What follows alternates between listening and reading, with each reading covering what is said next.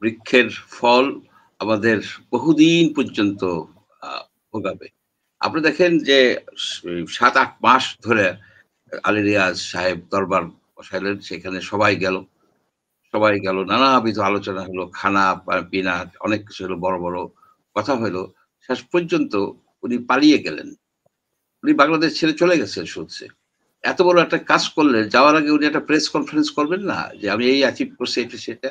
উনি পালিয়ে চলে গেছেন, রাইট? এখন সরকার বলতেছে তোমরা নিজেরা মিলে একটা ইয়ে আসো, একটা ঐক্যমত্যে আসো, গণভোট হবে কবে, ইত্যাদি ইত্যাদি। মাস্টার পালাই গেছে। এখন ছাত্রদেরকে বলা হচ্ছে তোমরা নিজেরা মিলে একটা কনক্লুশনে আসো। এটা একটা হাস্যকর, একটা উদ্ভট উটের পিঠে এই বাংলাদেশ চলে বসেছে। এবং এইসের যে হচ্ছে সহিস হচ্ছে একটা অতি বৃদ্ধ লোক, তার এইসব সম্বন্ধে কোনো ধারণা নাই যে কি ক্ষতিটা করছে।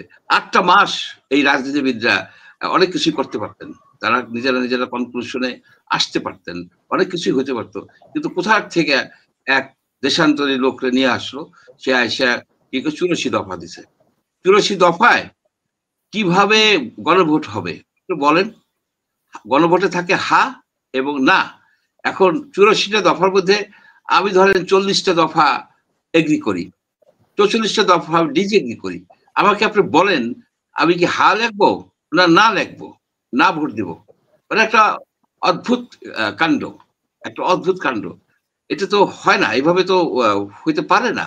কিন্তু ওনারা এটা করে চলে গেছে। চলে যায় জাতিকে একটা দ্বিধা বিভক্ত না, তৃতীয় বিভক্ত না, আপনার বহু বিভক্তির মধ্যে ফেলাই দিচ্ছে, একে অপরের হুমকি দিচ্ছে। কালকে দেখলাম যে এই জামাতের নায়েবি আমির সৈয়দ তাহের, ডক্টর সৈয়দ তাহের বলছেন যে তারা গণভোট ইলেকশনের আগেই করবেন, যদি না রাজি হয় তাহলে নো হাঙ্কি পাঙ্কি, ঘি আমাদের লাগবেই, ঘি উঠাইতে হইলে আপনার আঙ্গুল বাঁকা করে হলেও আমরা ঘি উঠাবো। ঘির প্রতি প্রচন্ড আকর্ষণ এই তাহের হিসাবে যা দেখলাম।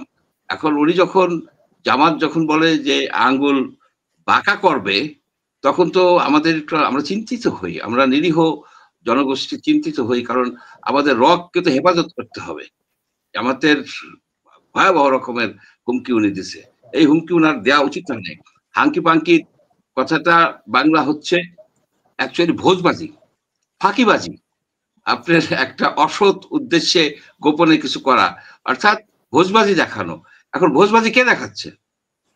ভোজবাজিকে আলী রিয়াজ দেখাই গেল, না ইউনুস সাহেব দেখাচ্ছে, না জামাত দেখাচ্ছে?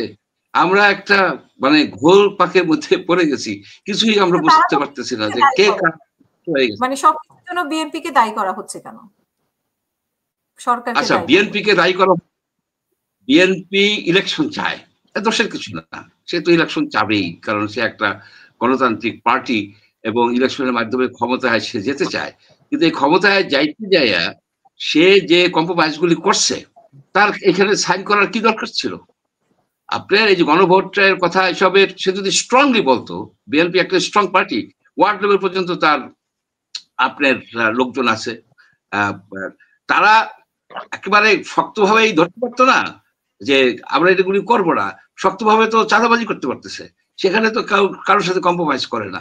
এখানে বিএনপির একটা দুর্বলতা আছে, মোশাররফ সাহেবের সামনেই বলি, সেটা হচ্ছে যে তারা আপনি দেখেন জিয়াউর রহমানের বাংলাদেশের সকল দলের লোকের, যে আওয়ামী লীগ করুক বিএনপি করুক, জিয়াউর রহমানের প্রতি একটা শ্রদ্ধা আছে, কিন্তু যে সে একজন অনেস্ট লোক ছিল, সে বহু দলীয় গণতন্ত্র প্রবর্তন করছে, এটা সত্য, এবং সে একজন 100% অনেস্ট লোক ছিল। তাকে বলল যে ফখরুল সাহেব যে ইউনুস সাহেবের মধ্যে আমি জিয়াউর রহমানের প্রতিচ্ছবি দেখতে পাই। আপনি কি এর থেকে চাটুকারিতা করার, জিয়াউর রহমানের সাথে ইউনুস সাহেবের কোনোই তুলনা হয় না। জিয়াউর রহমান মুক্তিযুদ্ধের ইতিহাসে তার নাম উজ্জ্বল হয়ে আছে, এবং সে একজন অত্যন্ত অনেস্ট লোক হিসেবে, আমরা তখন ছাত্র, আমরা জানতাম যে সে সবকিছুতে একেবারে মানে অনেস্টি সে বজায় রাখছে। সেই লোকটার সাথে সে একটা পার্সোনালিটি বাংলাদেশের, ইউনুস সাহেব ইউনূস সাহেবের ধারে কাছে যাইতে পারে? জিয়াউর রহমান কি, জিয়াউর রহমানের যে পার্সোনালিটি তার ধারে কাছে ইউনূস সাহেব আছে? ইউনূস সাহেব বাংলাদেশের যতগুলি প্রপার্টি আছে সে একটা একটা করে একটা ডিসপোজ অফ করে দিচ্ছে, একটা একটা করে ডিসপোজ অফ করে দিচ্ছে। সে বিশ্বের দরবারে বাংলাদেশের হেও করছে, জায়গায় জায়গায় যে সে বসে থাকে, জায়গায় জায়গায় যে বসে থাকে বিভিন্ন দেশে দেখা করার জন্য। দেখা করে না, দেখা করে না। তাকে কেউ শক্তভাবে বলেন না, বলে নাই যে আপনি এইভাবে যায়েন না, আপনি এইভাবে যায়েন না। ইটালি গেছে, তাকে কেউ রিসিভ করেন, সেখানে যায় সে মেয়রের অফিসে যে হাজির হয়ে গেছে, সেখানে যে প্রোটোকল অনুসারে সে যাইতো, ফ্রেন্ড, মেয়র যদি তার ফ্রেন্ড হয় সে তো পার্সোনাল ভিজিটে যাইতো, সে তো করে নাই। তো যাই হোক, আমি আর এত সমালোচনা করে তো কোনো লাভ নাই। সচিব তো বলে যে ওনার প্রত্যেকটা সফর মানে ইয়ে হয়েছে সাফল্য মণ্ডিত এবং কি কি অর্জন হয়েছে সেটাও আমাদেরকে বলে মানে প্রেসের মাধ্যমে। আচ্ছা, আপনি দেখেন এই যে শফিক সাহেব একবার বলল কি যে জবের বন্যা বয়ে যাবে, তারপরে দেখলাম কি আমরা মবের বন্যা বয়ে গেল। উনার কথা যা তা না তো, ইউনূস সাহেব যেখানেই যাচ্ছে সেখান থেকেই কিন্তু লেবারদেরকে বের করে দিচ্ছে। উনি মালয়েশিয়া গেছে, যে কি বলে উনি কি জানি বলে যে এখানে সব ভেজাল, মানে ইটালি যে বলছে কি যে আপনারা একটা ইলিগাল লোককে বাংলাদেশি বের করে দেন, আমরা একটা লিগাল লোক দেব। এর থেকে নির্দয় কথা আর হতে পারে না। যে ছেলেটা আপনার বাংলাদেশ থেকে অনেক কষ্ট করে লিবিয়া যাইয়া তারপরে ভূমধ্যসাগর পাড়ি দিছে, সেখানে অনেকে মারা গেছে।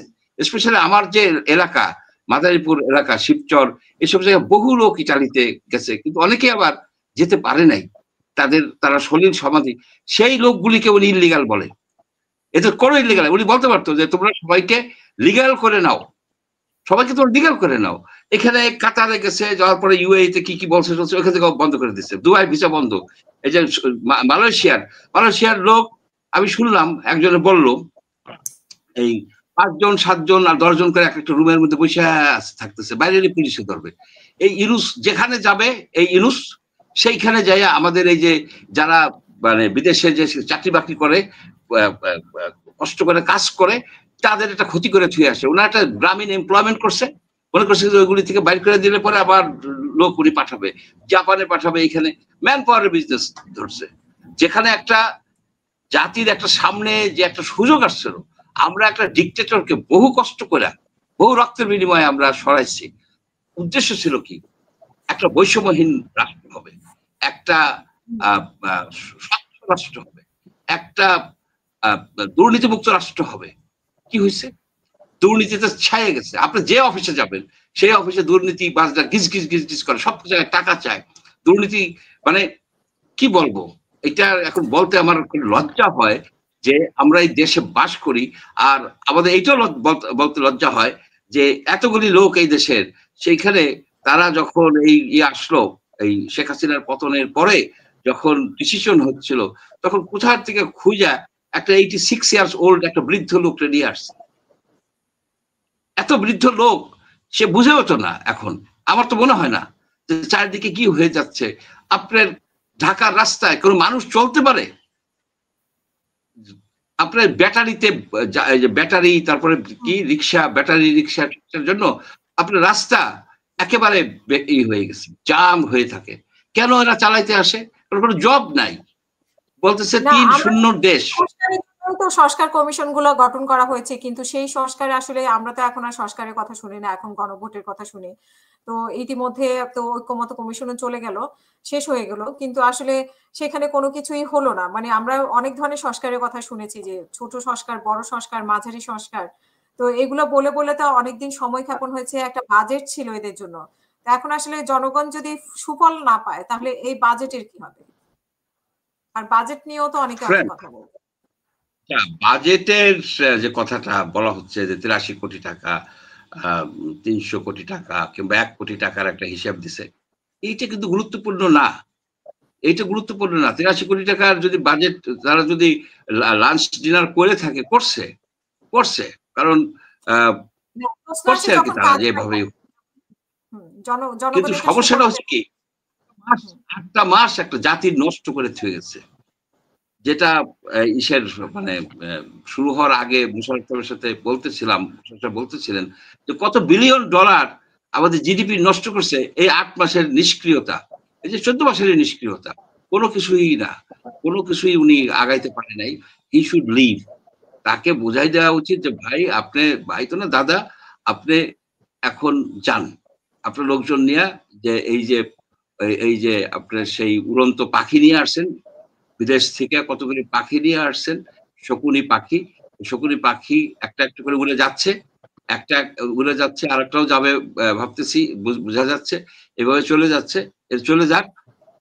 এই যে আপনার এই যে আমির খসরু মাহমুদ সাহেব একটা সুন্দর কথা বলছে, আপনারা যে কাজ করতেছিলেন সেই কাজে আপনারা ফেরত যান। কিন্তু একটা জিনিস উনি হয়তো জানে না, এর মধ্যে অনেকগুলো আছে বেকার, কোনো কাজ করে না। এই ধরনের সুযোগ সন্ধানী কাজের মধ্যে আসে। আমাদের একটা